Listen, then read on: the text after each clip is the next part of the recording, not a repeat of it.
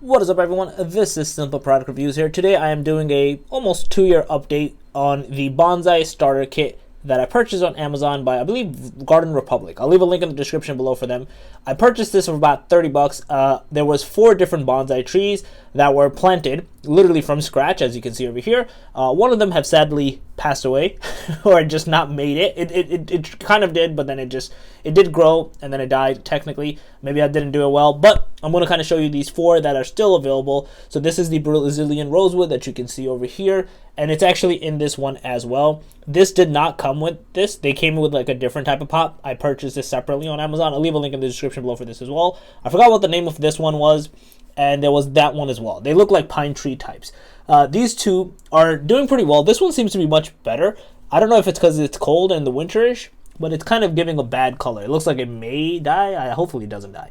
It's growing pretty well as well. I do need to change their pots to a bigger pot so they can kind of grow well as well. So I wanted to kind of give an update. Like I said, almost 2-ish years, 1.5-ish years.